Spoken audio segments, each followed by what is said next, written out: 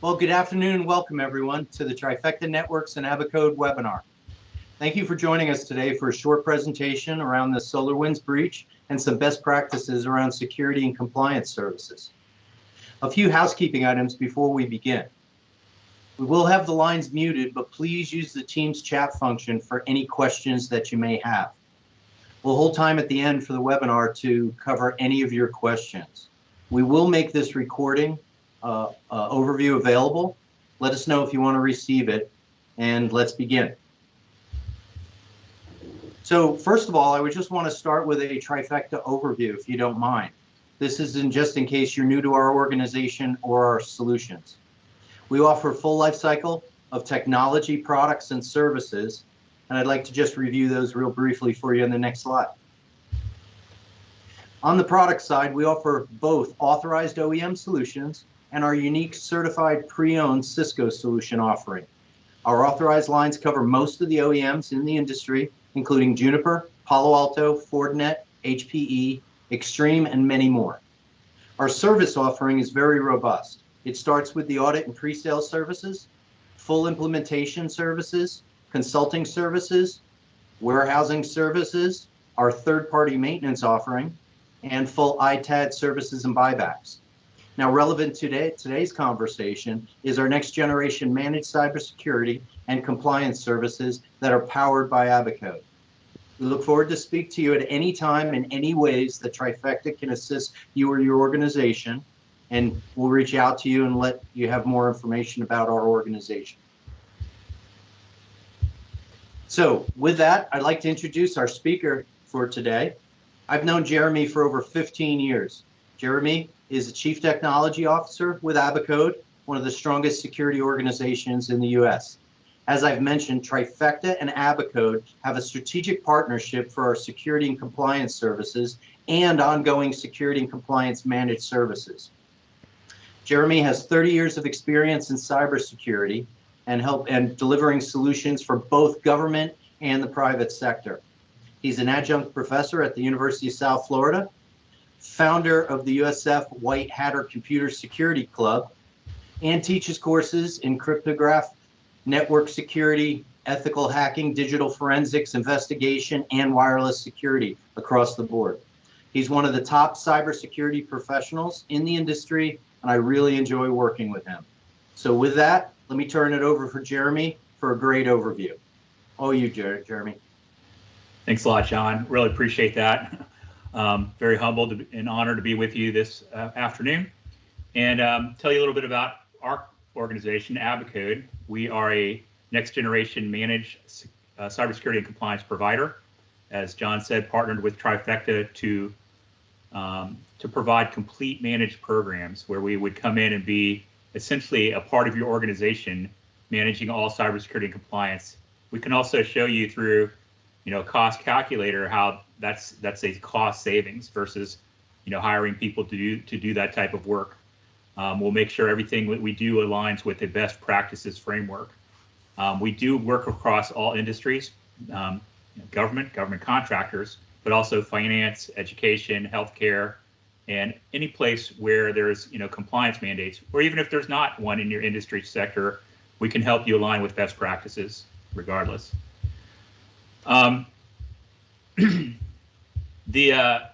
If you ever want to look up more information on us, just go to our website there.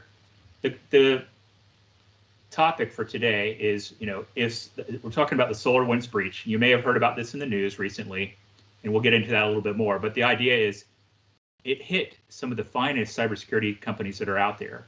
FireEye, Malwarebytes, Mimecast, and some others. These are people that do cybersecurity as their core function all day, every day. And I'm saying if those companies can get hit, then how can a company that's not savvy about cybersecurity issues and all of the threats that are out there, how can they hope to be protected from these types of threats?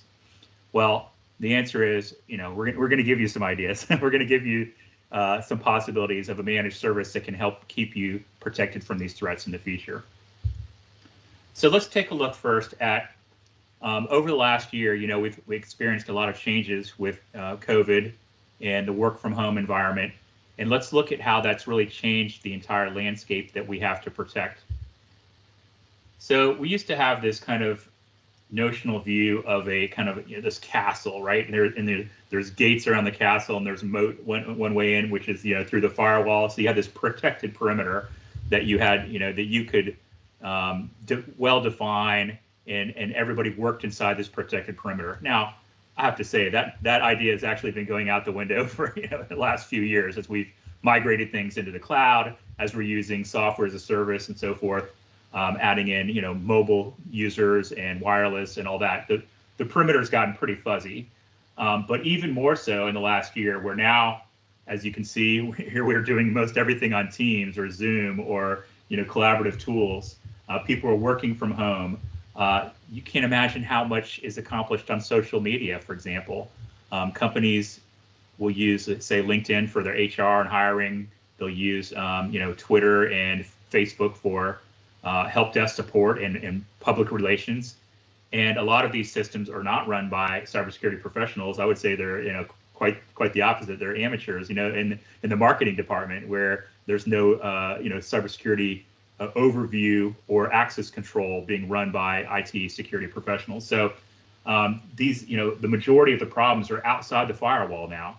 They're through the cloud, they're through software as a service, through social media and third-party hosted applications. And so there's all these undefined or emerging risks. How do we get our arms around that? How do we, really lock down this environment? Well, we've gone towards something called a zero trust architecture. That's not just a buzz phrase you hear in the industry anymore. This is really a real thing, where we're thinking about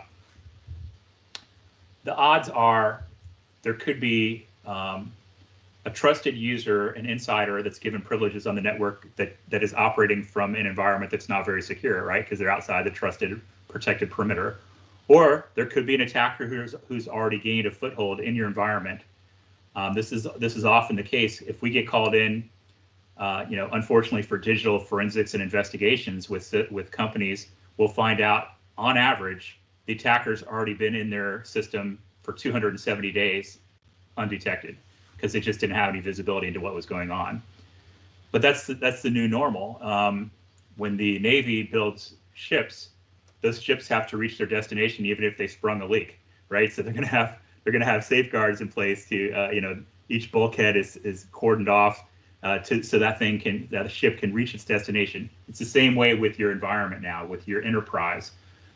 We have to use a heavy dose of segmentation, making sure if some unauthorized user has access to one part of the network, they're not going to be able to get to the other part of the network where they can gain access to sensitive data or information. We're going to make sure there's identification, authentication of users using multiple factors, not just a user ID and password, but also, like an app on your mobile device that generates a code and things like that. It makes it harder for attackers to be able to gain a foothold and to move laterally in the environment. So heavy use of these two technologies, segmentation, INA everywhere, is kind of the new zero trust architecture. And that's the way we need to start thinking about security in our environments. So let's talk a little bit about the SolarWinds breach itself. How did this come about? Well, some things are starting to come out in the news now that the NSA actually might have known about it beforehand, but and maybe he was working behind the scenes with some of these companies. But the first public promulgation of information was in December of 2020, where they said FireEye, which is a company that does, they have a solution that does network intrusion detection, and they also have some forensics capability in their organization. They had discovered that their own organization had been breached, and that the attackers were stealing their own security tools that were developing, and they couldn't figure out how this had happened until they really looked into it, and they realized it was through a Trojan horse or a backdoor that was created in the SolarWinds software. SolarWinds, if you're not familiar, is it's really powerful software that does network health and status monitoring and orchestration. And it's had a very good reputation up till now for being a powerful tool that does a good job, and it's a trusted tool, right? when this software came into these organizations, some 33,000 customers, 18,000 who actually installed the Trojanized software updates, you were getting assigned software, which means the private key that that SolarWinds was using to sign their software, the software would come over, you would bring it into your environment, and you would authenticate it against their public key and say, yeah, this is the real download, this is the real software, because it was literally being distributed by SolarWinds. It wasn't some third party faking you out into downloading a false version of it. It was coming from SolarWinds, which makes it so devastating, because these companies had a trust relationship with SolarWinds, and more or less, SolarWinds breached that trust. So it makes you realize you can't just depend on a point solution for security, right? You have to have layers of security in place. You always have to be watching in case one piece fails, there's an overlap, and you can notice what's happening with other pieces. When we do security advising and consulting, architecture consulting, we look at the big picture. We look at holistically what you're trying to accomplish as a business, where are all your data being stored, either on premises or in the cloud, software as a service or whatever. And we're going to help you formulate solutions that are going to have checks and balances and overlaps. We're not actually, we never just try to sell somebody, one product like a antivirus or firewall, whatever. Those are all tools. They're absolutely necessary, but they're part of a bigger framework. So we're looking at the big picture. So as you can see there, Palo Alto, the firewall company, Qualys, which makes vulnerability scanners, Mimecast, which does email security, and others had been hit by these attacks because they had brought in the trusted SolarWinds software into their environment, along with a number of federal agencies. So that's why this is considered one of the most devastating and far-reaching attacks we've seen in quite a while. And it's suspected, they deny it, of course, but it's suspected that the Russians, what they call Advanced Persistent Threat (APT) group, is the one who perpetrated this for the purpose of getting inside our federal networks, for stealing security tools. I guess they stubbed their toe a little bit when they went after FireEye, because FireEye figured out what they were doing. We were able to expose the whole thing. Let me show you exactly how this thing went down. So the attackers dropped within the development operations, the DevOps for the SolarWinds code. They dropped a Trojan horse in there called Sunspot. The purpose of Sunspot was to then inject these Trojan horses into the SolarWinds Orion software. The first one was called Sunburst, which would allow remote access to the environment to launch what they call command and control commands. So things like launching processes, scraping passwords, connecting out to to a command and control site for further instructions and things like that. These other two droppers, which are later iterations of the malware, would just simply launch something called Cobalt Strike, which is a exploit framework. So we actually use Cobalt Strike, and we use Metasploit and other exploit frameworks for doing penetration testing. They're like legitimate licensed tools that are used by a red team, hired with authorization, hopefully, right, the ethical white hatters, to come in and test the security of a system, of a company. And then we use those to try to see if we can exploit vulnerabilities. And then we present a really good report that says, hey, here's all the things that are broken inside your organization, and you need to go fix these. But imagine also that the attackers, the adversaries, can use their own version of Cobalt Strike and drop that into your environment, and now they have remote access and they can do all their nefarious schemes. So you don't want that there. If you weren't intending for Cobalt Strike or Metasploit to be in your environment, you definitely didn't want it there. But it kind of begs the question, how did they initially get breached? And I've done a lot of research on this, and I've never found an adequate answer. I suspect SolarWinds themselves did not have adequate surveillance and monitoring to look for changes in their environment, and that's how they were able to slip this by and actually infect the DevOps process. Oh, this thing was very clever, very stealthy, where it would hide its tracks so that when they were doing a build of the new software, it would scan for the running process of Microsoft Visual Studio that was running, and actually suppress debug messages so that if there were any compiler warnings, the developers would never see it. And then after it was deployed, they would use a lot of domain names for command and control that look just like the names of the real websites, and they would interleave the traffic with normal looking web traffic going back and forth, so you wouldn't be able to spot it easily in the firewall. They were very, very clever and able to cover their tracks well. But now we have things that we can use to spot those indicators of compromise. So if you are a SolarWinds customer and you're using that software, obviously, if you haven't done so already, please immediately patch all of your software to the latest non-Trojanized version. That should be good, the good one that you can download off the SolarWinds site now. Anything up through December of last year, you obviously would not want to use, but they've now fixed it, removed the malicious code, and you should be able to get a fresh patched version out there on the website. And other advice here in general, typically you should run software as non-privileged users, because if you give everybody on the domain admin rights and you allow software to run as administrative or root level access, they can do a lot more to spread. So it will diminish the effects if you limit privileged use on your environment. Again, you can make your users the first line of defense by treating them not to click on those untrusted links or go to untrusted websites and insert information. I should mention, and I'm going to get to this in a little bit, but when we do continuous monitoring and surveillance for organizations, we can actually see people getting phished immediately.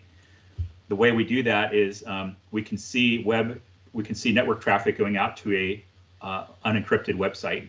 So say your website, say your company is trifectanetworks.com, and somebody creates a fake network, trifectanetworks.biz or whatever, and they trick somebody into going there and opening a link and entering their credentials. We can actually see that as soon as it happens. So we can tell the company, hey, log the person out, change their credentials, make sure they have multi-factor authentication put in place. And there's other things we can see that are indicators of compromise to immediately stop those things. Obviously, as we were saying earlier, apply the zero trust principles, least privilege to authentication and access control everywhere, segmentation of services and so forth. And then using what I've been describing already as SIEM and SOC. So SIEM, Security Information Event Management, is the tool that we utilize to watch everything that's happening in your environment. SIEM will take your firewall logs. It will take your network infrastructure, router, switches, hubs, etc. It will take your server logs.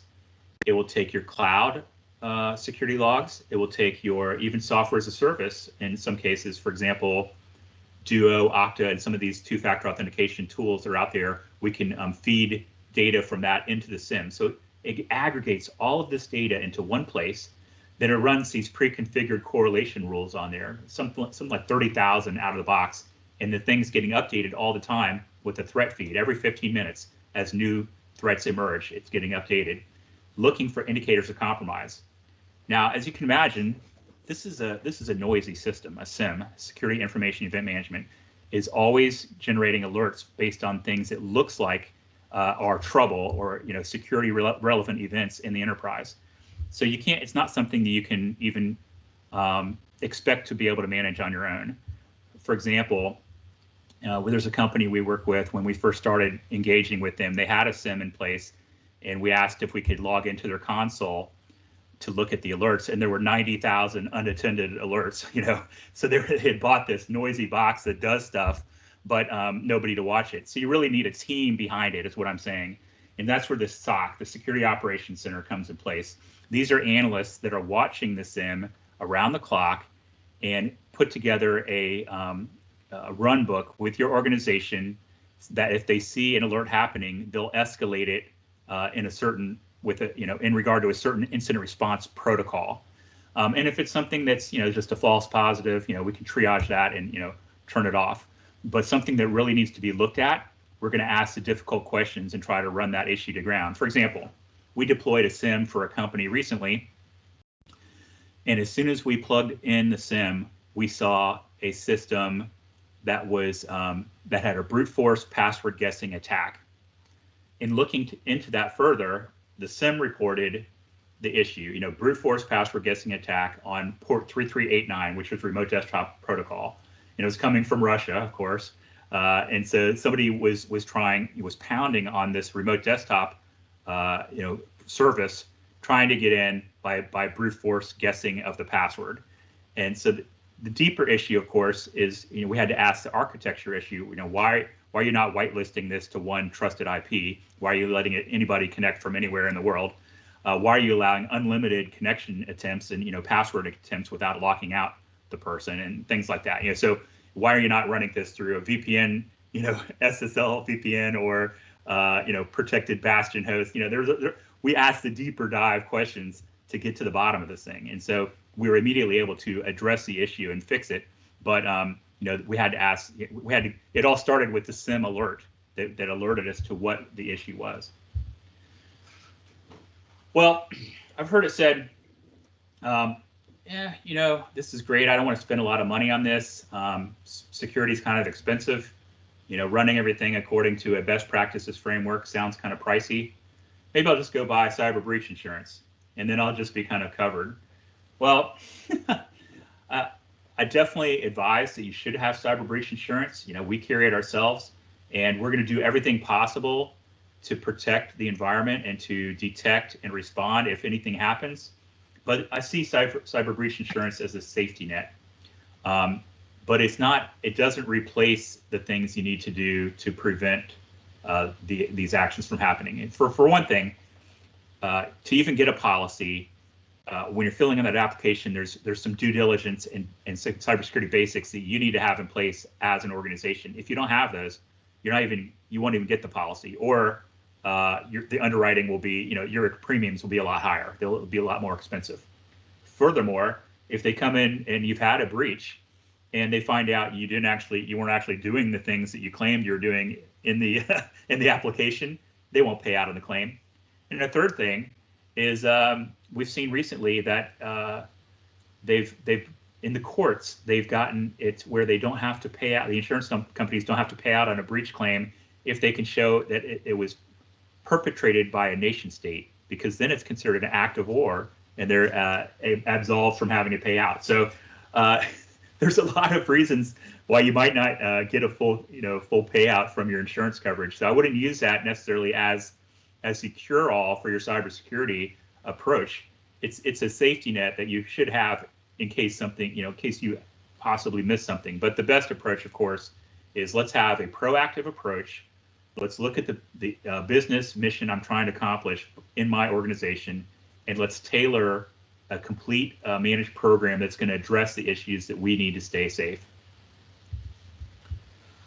Along with the SolarWinds breach, I would just mention a couple of other emerging threats that have been in the news of late.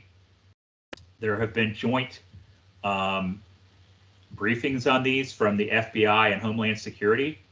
One is Fortinet 40OS. So FortiGate firewalls are fantastic. They're powerful. They're multi-dimensional. They can do a lot of things. However, with Fortinet and with also, I think one just came out for Juniper firewalls recently, a very similar issue. And I think Palo Alto's and Pulse Secure and some others, there's many that have a very similar issue. And I put a blog link here. I hope you'll go out and check out my blog on this, because I wrote about this recently. The larger issue is all of these firewalls provide web services in an SSL VPN connection that allows remote administration. And that sounds great and it sounds convenient, but it also provides an opportunity for attackers to get into your firewall. In this case, these very clever security researchers, fortunately, they're good guys who are white hatters, and they found these compromises and they ethically disclosed them to the vendor. They actually won a bug bounty. It's like $20,000 or something. I actually know some of these researchers. We kind of run in the same circles every year in Las Vegas. There's a conference called DEF CON, 25,000 hackers, descending upon Las Vegas, and they have a capture the flag competition. And these guys who found this vulnerability are the same ones who finish in the top 2 or 3 of capture the flag every year. So they're very good at what they do. You have this binary blob of data with go figure out how it works and exploit it. They do that for fun on the weekends doing CTFs. and they also do it as a job for money through bug bounty programs. And they found that with a specially crafted HTTP string, they could send to the website that was being run by the firewall pre-authentication. So again, they didn't even have to have credentials. They could land this exploit, and the firewall would cough up every user ID and password in plain text of anybody who's ever connected to it. So pretty devastating attack. We actually have seen this in a forensic investigation last fall. Fully, I mean, the patch has been out for over a year now, but sometimes people forget that firewalls, firmware, virtualization software, databases. I'm trying to think of the other things that people always forget about. Remote access software, remote server access software. Those are things that sometimes fall outside of your patching routine. You know, when we think about updating security patches and vulnerability management, we think about Windows updates and maybe desktop applications like, you know, Adobe and stuff like that. But people often forget, you know, the firewall needs to be included in that as well. So fully a year after the patch had come out, this online retailer, they made, I think they sell auto parts or something, called us in to do a forensic investigation.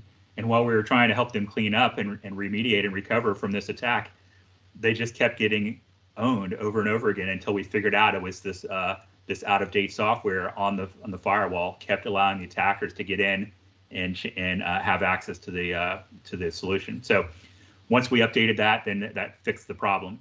But that's just one problem it fixed. You know, the larger problem, of course, is that they didn't have any visibility into the security. And that's why I go back to the SIEM/SOC. That's always going to be my #1 recommendation for anybody, is to have those services in place so you can have visibility into your environment. The other one mentioned there is the Exchange server. If you're still hosting your own Exchange server and you haven't migrated to Office 365, you know, online, which you know, kind of would recommend that the latter, because it is a lot easier than running, you know, managing your own. But there's a number of reasons that people like to have their own Exchange server and manage that. But if you are still doing that, there have been some very critical vulnerabilities that have been have come out in the last few weeks, and you need to carefully manage those and apply the patches appropriately. And I will be writing a blog about that as well. So what's the motivation for us calling ourselves MCCP? Well, let me come back to that. Let me show you what I'm talking about. So traditional managed security services provider, you know, probably does, you know, some SIEM/SOC services.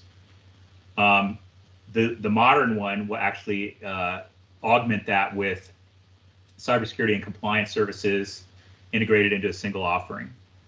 But the next generation, where we try to position ourselves, is continuous compliance as a service. So think about this. In order to achieve best practices, you need to have a framework that you're operating against. Let's just say the National Institute of Standards and Technology publishes one called the Cybersecurity Framework for Critical Infrastructure Protection. And this is something like, I don't know, 150 security controls and practices that they say you should have in place to provide prevention of attacks, detection if something's happening, and then response and remediation should something happen. And that's part of a comprehensive program. There's also the Center for Internet Security that has their top 20, the international standard through ISO 27001, and there's other standards out there that provide a framework of best practices you should be doing. To get there, you have to do a gap assessment against the framework, find out what you're missing, and then put in the controls that you don't have right now.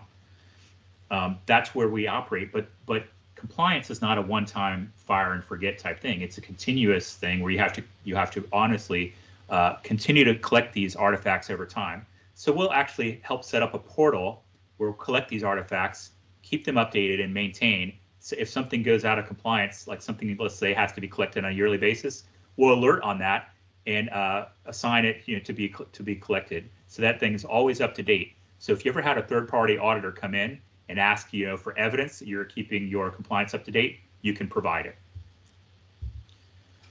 Well, what are the drivers for MCCP? As I said, not just the proliferation of regulation, both in this, you know, industry standards and government standards that have been coming along.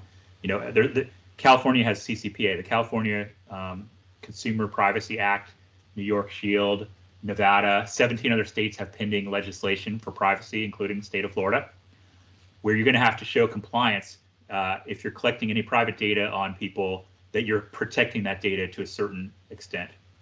So keeping tabs on all that is very difficult. We do it for you. We make sure that you stay up to snuff with all these compliance standards, and we can show a mapping in your compliance portal for those. Also, there's a demand from a supply chain point of view. You may be working business to business with others and either doing financial transaction or moving back and forth secure information that has to stay secure. And they may be demanding of you that you have to secure their data to a certain level. So have you ever gotten a security questionnaire from somebody you do business with? I know we have before, and then you have to fill out and show that you're doing due diligence. Here's an example. There was a small auto parts manufacturer in Atlanta, and they had the opportunity for a $10 million contract with, I think, Ford or one of the big three automakers. But they had to show that they met this standard of due care in their cybersecurity environment. Well, the price tag for that was going to be a few $100,000. But when you compare that to the opportunity cost, which is it's $200,000 or $300,000 to become compliant, but you're going to win a $10 million contract, then it's a no-brainer, right? And you're enabling yourself to go after new business. It's the same thing in the federal contracting world right now in the Department of Defense. If you're a DoD contractor, you cannot win a new contract with the DoD unless you are compliant with the cybersecurity maturity model. And you have to have a third party validate that you have these controls in place, or else you will not win that contract with the government. So that's something we can actually help with, is we'll come in and do an assessment, we'll find out where you stand, and we'll help you put in all the controls to ensure that you can gain that compliance and you can win that contract and go after that new work.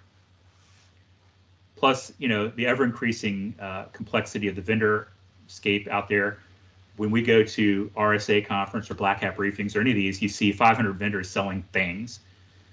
We kind of quiet the noise for you there and reduce the complexity. We have some favorite solutions we work with, but we're vendor neutral. We're looking at your business issues first, technology second. And so we know that one widget, one tool is not going to help you solve everything. We have to look at the big picture. We have to be holistic. So we go about doing that for you. And we stay on top of the the hostile threat environment. As I've already told you, we're always doing presenting papers, white papers. We're doing talks at conferences and symposia. We have a culture of continuous learning because we want to stay on the edge of cybersecurity, the cutting edge, and give the best advice possible to our customers. When I talk about a complete managed program for you, this is the types of things I'm talking about. As I mentioned before, we'll come in and do a security framework assessment against a best practices framework, say CIS Top 20, NIST Cybersecurity Framework, ISO 27001, whatever you want to be compliant with. We'll help you decide that. There could be some industry mandate. If you're in healthcare, you have to have a HIPAA security rule compliance. Maybe you want to go for high trust compliance. We can help you with that. Then we help you do a roadmap to implement and design and all the processes and controls. This may include developing formalized policies and procedures for your environment. Maybe you don't have anything that says exactly how you're accomplishing cybersecurity. We can help you formulate that policy. And it can't just be a grassroots effort of the IT department. This has to be a company-wide effort, starting from executive leadership and incorporated into the entire environment, human resources, accounting, and technology, and operations, everything. Then we have the CyberLorca, which is our deployment of the SIM with 24/7 eyes on glass SOC monitoring. We set you up on a regular schedule of vulnerability assessments, both external and internal scanning, to look for missing patches and misconfigurations. We would like to get you on an annual, at least, penetration test, both external and internal. So whereas vulnerability scanning is collaborative with IT to achieve better security, pen testing is we're trying to think like the attacker, right? We're coming in stealthy, unannounced, non-collaborative, low and slow, and we're trying to see if we can probe for and find and exploit vulnerabilities that could exist. Both of those types of reporting, both the blue teaming, a vulnerability assessment, and the red teaming, pen testing, are going to give you different types of data that are going to help shore up your security environment. We also provide managed training. If your rank and file don't have any kind of security awareness, if you never do any training, you never do like phishing exercises where you send them a fake tantalizing email that looks real, and if they click on it, you give them remedial training, things like that. We can manage a whole program for you there. And we talked about the compliance portal, maintaining all these artifacts and making sure we stay in a state of readiness at all times. We can do that as well. And we provide virtual chief information security consulting hours and the ability to do digital forensics and incident response should we need it. Now, having said that, I hope you never need it. If knock on wood, none of our managed customers have undergone, serious financial loss or breach while we've been watching them, because we see it and we are able to stop it in real time. All right, so how do you engage with us today? Just hit the easy button, right? Call or email your Trifecta sales rep, and we'll set up a meeting. We'll explore what your needs and requirements are for cybersecurity together. We ask you to just give us some basic scoping information about the size and nature of your environment, number of users, external and internal IP addresses, and so forth. That will allow us to scope a proper statement of work and a price quote. And then once we get together, I believe that we're going to be partners for life, because we have a very high retention rate on our partnerships, and people trust us. We become part of the organization. They know that we're going to provide checks and balances.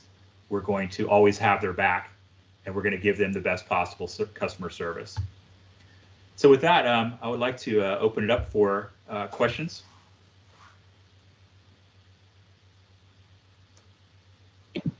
Hey, Jeremy, I have a few questions coming in. One of them is, how do we explain these things to executive leadership who control the budgets? Yeah. Well, that's the good portion of my job is education of C-level people. I think the issue is they don't know what they don't know, because if they're wondering about cybersecurity, they're simply going to reach out to their IT department, and they're going to get an answer from those guys. And the answer may not be the best answer. IT people are great at what they do, running the network, setting up users, infrastructure, all that, but they're not necessarily cybersecurity experts, and they may not know some of the things that they're missing. Plus, think about it. If you're asking IT, how are you doing on cybersecurity? And they're like, great. When I teach a class at USF, I don't let the students grade their own papers, right? Because they would all get A's. They're always going to say they're doing great, because they don't know if they're not doing great. By having a third party, engaging with a third party who's able to come in and give you an objective view, then you know if you're doing the right things. And it provides separation of duties in a proper governance. So that's what I would tell them. Thank you. Another question we have is, what do you see on the horizon in terms of ransomware and other attacks? Well, ransomware is a scourge. It's not going away anytime soon, because they're making lots of money off of it, billions of dollars. And so I see that the things they started to do now in terms of division of labor, they're running it like a business. They have affiliate programs where they'll hire professional red teams or pen testing teams to go and find vulnerable systems. Once they get a foothold, they sell that back to the ransomware gang, who then will pay them some commission or fee for allowing them to encrypt all the files and charge a Bitcoin ransom, right? It's awful. And so I don't see that going away anytime soon. And in fact, if you think about it, the fact they're running it like a business, if they turn back any of the profit at all, like a normal business might, 5-10% of profits into R&D to create the next generation of ransomware, oh my gosh, it's getting scary. They're probably going to be using things like machine learning and artificial intelligence to be able to attack systems in a more clever way and bypass some of the security measures that are out there. We've already shown that's possible. I don't think we've seen necessarily any AI-based attacks, but AI is certainly capable of low-hanging fruit. Finding simple vulnerabilities that exist and exploiting those. They've shown that they can do that, and so I see that. I see the approach of AI. We're probably going to see that in the next couple of years, which means as defenders, we're probably going to have to do the same thing on our side. We're probably going to have to apply machine learning solutions ourselves to be able to detect and stop some of these types of attacks. And what would you say is the #1 security measure we should be doing right now? Well, I think I made that clear before, is that SIM and SOC. So I did probably 500 or 600 of these audits, both red team and blue team audits for the government, and then hundreds of more as the with Abacode for commercial and government clients. And probably the #1 thing I saw missing was visibility into the enterprise. Now, even when our red team, our pen testing team gets hired now to come in and do assessments, we've seen it where they'll be like, you guys started yet? And we're already done. We already gained domain admin rights on your network. You never saw anything because they didn't have the visibility. So I think having a SIM in place with 24/7 monitoring and incident response is the #1 thing you can do. I would get that installed before anything else. All these other things are great: training, policies and procedures, regular vulnerability scanning, even pen testing. All these other things you absolutely do need. You need firewalls. You need antivirus. All those pieces and parts you need. None of those can tell you today if somebody's actively inside your network, right? But the SIM and SOC and that capability to do surveillance can tell you that and help you immediately respond to it. And that even works with the emerging threats. As we said, SolarWinds, they couldn't tell immediately that the software had been Trojanized, but they could have seen network connections out to command and control sites and other indicators of compromise that they could have stepped in and stopped the attacks through somewhere in the kill chain before it got to be critical. But without any surveillance, you're a sitting duck, I feel. Thanks, Jeremy. It looks like we have one more question. For the outsourced SOC, what are the tools that are used by Abacode? We support multiple SIM technologies. Alien Vault is one, so that's AT&T Cybersecurity Solution, USM Anywhere. We also support Logarithm, Splunk, and IBM QRadar. We do it in one of two ways. We can provide a turnkey solution where we give you the software licensing and even hardware, appliance if required, although a lot of it just runs through virtualization or the cloud, right? And we give you the labor for doing the 24/7 monitoring as a turnkey package. Or if you've already invested in a SIM, you own a SIM, but simply need help watching it and doing a response, we can provide just a labor package, a managed service around that. So either way. Why do we choose those? There's a number of reasons. In terms of Alien Vault, it's a great all-around solution, value priced and accessible to most organizations. Some of the other ones, Logarithm, QRadar, are more advanced for bigger environments that maybe have a little bit more budget, honestly, and can do a little bit more. Splunk again is it's one that's accredited for use in federal cloud computing environments, so that's why we support that one.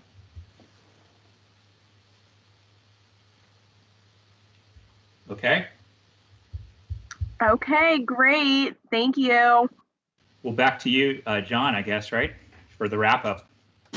Well, thanks, Jeremy. That was awesome. I appreciate you spending time with the group, giving everybody an overview of not only what happened with the SolarWinds breach, but also giving them some best practices out there. So I'll wrap this up now. As I said, we can make this available to you. Reach out to us if you'd like a copy of this. But at the end of the day, just want you to remember, Trifecta, Abacode have a strategic partnership to offer these solutions. We're already providing these across the United States to many organizations, small SMB, mid-size, all the way up to the enterprise, with a full complement of the products and implementation services, the maintenance, and all the ITAD work that we do. So thank you for your time today. I know it's valuable, but I hope it was well worth your time. Hope you picked up on a few nuggets that made sense for you. And look forward to speaking to you. Keep an eye out for future webinars that we're going to deliver. And again, if there's any interest in any component, I just want to reiterate, this is not about just getting you a proposal and seeing if we can close the deal. This is about educating you, working with you, and starting a partnership and working with you over time. So if we can start off by some conversations, give you an idea of what we can do, We can move it lower, higher. We can play with the complexity and the scope of the project, work on a budgeting basis, but at least you'd have some information for future budgets. Not all of your requests are going to be approved immediately, but at least if you have this option to see what Jeremy and the team can put together, the value that it is, and how it has a huge return on investment versus trying to build this internally, I think it'd be helpful. There's no cost for that. Reach out to you. We'll set up a time, jump on the phone, and personally have Jeremy talk about your needs and put together a customized proposal, not something that's blanket, that's sent out to every company at the same size like other organizations do. It'll be very customized, and I know the price performance will be there.